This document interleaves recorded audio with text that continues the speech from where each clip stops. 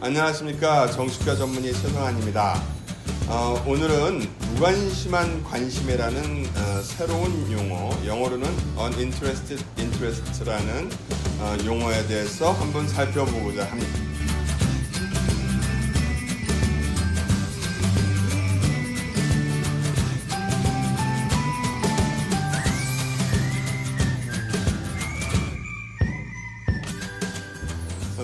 옛날에 우리가 좀 잘 못 먹고 못 살던 시절이 있었죠. 많이 굶으면서 살았습니다.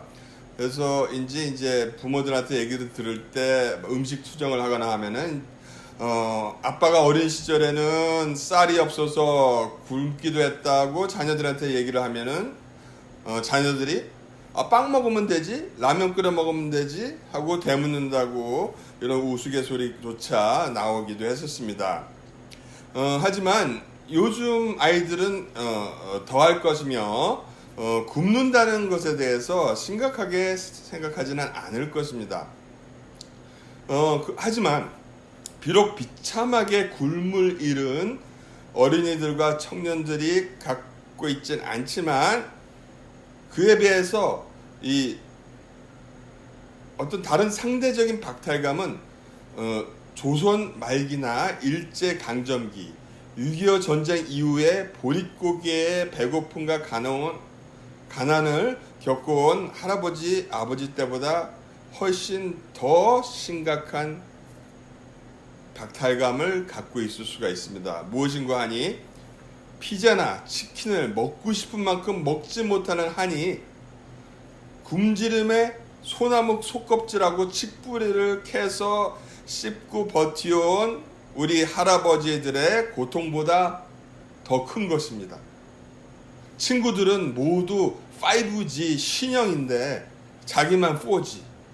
심지어는 부모들이 일부러 못 가까이 해가지고 아직도 2G 폴드폰을 가지고 다니거나 엄마 아빠가 반대해서 아예 스마트폰이나 핸드폰조차 없는 비참한 아이들도 있습니다. 자신의 스마트폰이 구식이 되었다고 업그레이드를 해야 하는데 사실 왜 꼭 그렇게 해야 하는지를 스스로 잘 모르죠.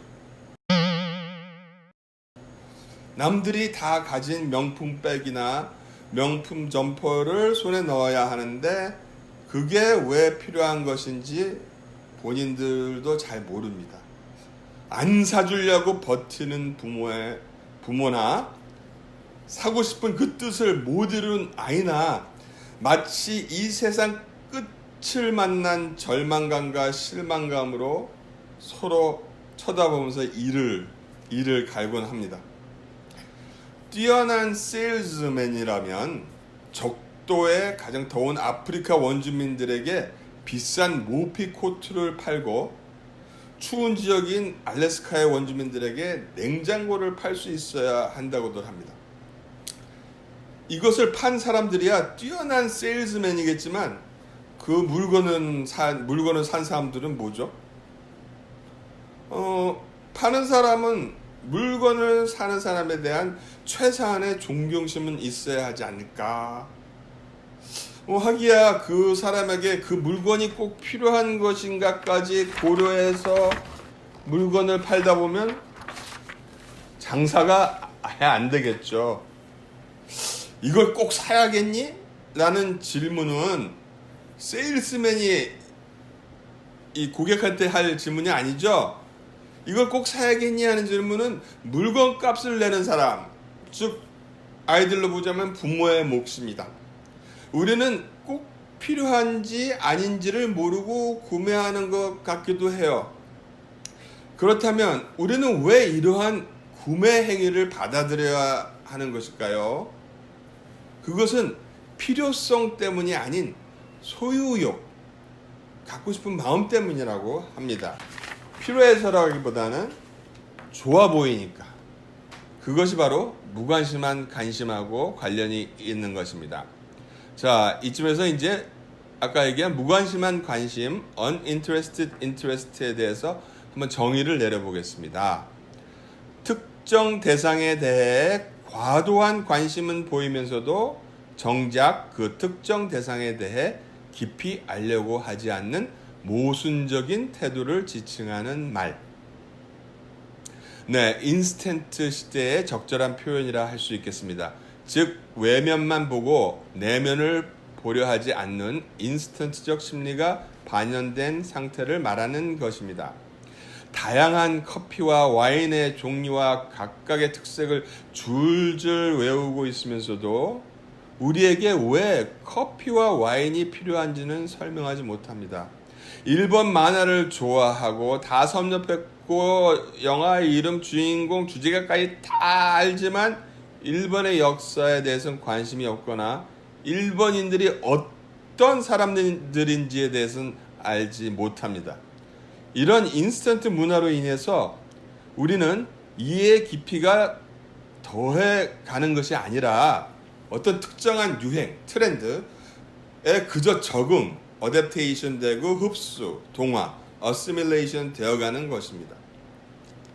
무관심한 관심을 보이는 사람들의 특징은 특정 대상에 대해서 상당한 관심과 흥미를 가진 듯 보이지만 그 특정 대상의 본질적인 문제까지 접근하고 싶어 하지는 않는다는 것입니다. 그런데 물론 이러한 것이 잘못된 태도가 아닙니다. 절대 잘못된 태도는 아닙니다. 왜냐하면 예를 들어 하와이의 오아후 섬에 있는 와이키키 해변에서 멋진 휴가와 물놀이와 여유를 즐기기 위해서 갔는데 굳이 그 여행을 위해서 하와이의 역사까지 알아야 된다고 누가 강요하고 막 들들 볶는다면 뭐 그렇게까지 할 필요가 있겠습니까? 가서 즐기면 되는 거지. 물론 역사를 알면 더 의미 있는 휴가가 되겠지만요. 커피나 와인, 맥주 등의 기호품, 그리고 자가용이나 애완동물의 선택에서도 무관심한 관심이 적용됩니다. 즉, 필요성보다는 소유 혹은 향유를 위한 선택이 주를 이루고 있습니다. 와인 전문가라는 게 무엇인가? 와인의 전문가라는 게 무엇일까요? 와인에 대해서 잘 아는 사람? 그렇죠. 와인과 커피 이거 알면 알수록 진짜 재미가 쏠쏠합니다. 진짜 다양한 색깔을 내는 기본적인 와인들부터 색깔이 기막하게 아름답게 달라요. 마치 은율처럼, 악보처럼.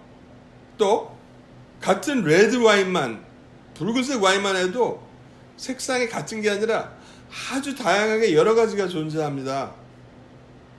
그렇죠? 이러한 와인에 더 광범위한 이 분류가 있어서 뭐 지역 생산지 무슨 어느 나라 어디서부터 해서 아주 다양한 분류의 와인들이 존재하기 때문에 이것을 다 아는 것조차도 진짜 어렵고 진짜 와인 전문가들한테 필요한 것들이죠.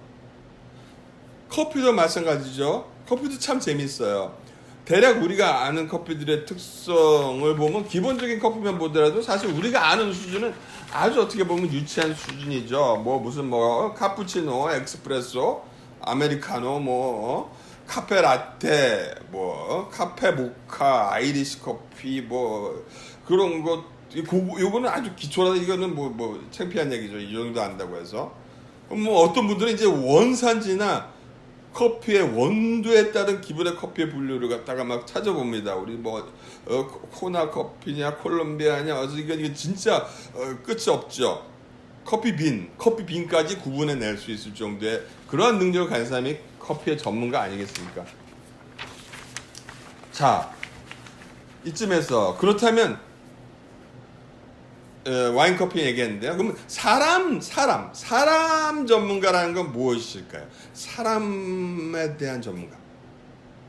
여러 사람을 아는 거? 아니면 사람에 대해서 잘 아는 거? 아니면 진정 자기 스스로가 사람답게 사는 사람? 다시 한번 의문을 가져보죠. 왜 와인과 커피가 자신에게 그리 중요한 건지? 그러면 사람 전문가라면 사람이 왜 이렇게 중요한 건지, 결혼해서 자식 낳고 키우고 사는 것보다 와인과 커피가 중요한 것인지 모르겠습니다. 각자의 자기 마음이 있으니까는 강요하는 것은 아닙니다.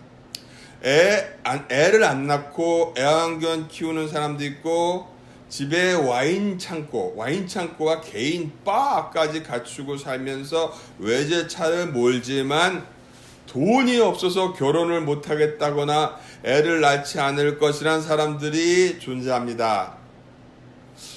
그래요.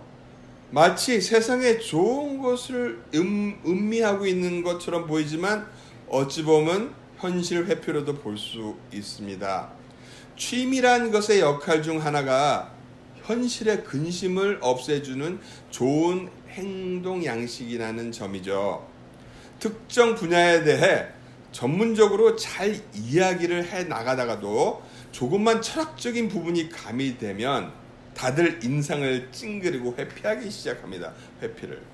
골치 아픈 건 딱 질색이에요.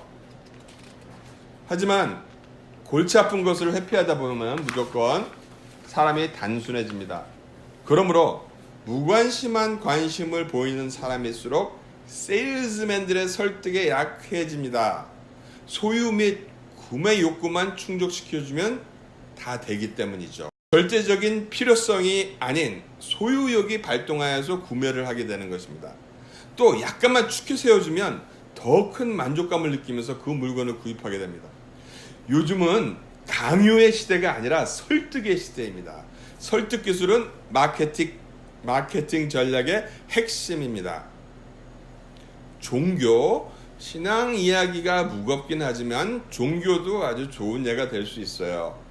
전도를 하는 건 남한테 믿으라고 종교 전도 믿으세요 하는 것도 결국 설득 아닌가요? 사람들이요, 종교심이 아주 많아요. 근데 왜 하필 그 종교를 믿는 것인지 대해서는 깊게 생각하고 싶지 않아 할 수도 있습니다. 4대째, 4대째 어떤 종교를 믿어왔다는 것이 그 종교를 믿는 이유가 될까요? 종교는 전통이 아닙니다. 어떤 사람이요, 교회 열심히 다니는 오래 다니는 사람한테 갑자기 예수님이 누구냐고 갑자기 물으니까 대답을 못 하더래요. 또 이런 것도 있어요. 요즘 세상에 왜 이렇게 변태가 많아? 그래도 많아지는 변태에 대해서 왜 이런 변태가 많아지는지 대답해 줄 사람이 없습니다. 그렇다면 앞으로 다가올 4차 산업혁명이 무엇이냐는 질문에 답을 제법 할 수 있겠습니까? 그 대답에 대해서 참 대답 잘하시는 분들이 많아요. 4차 산업혁명이 뭐고 어떻게 될 거고 하는데, 갑자기 2차 산업혁명이 무엇이었냐는 질문에 대해서는 대답하지 못하는 분들이 많이 있습니다.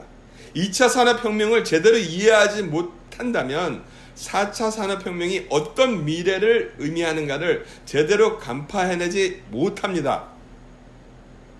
아껴야 잘 살 텐데, 자꾸 팔고 살아야 또 경제가 돌아가요.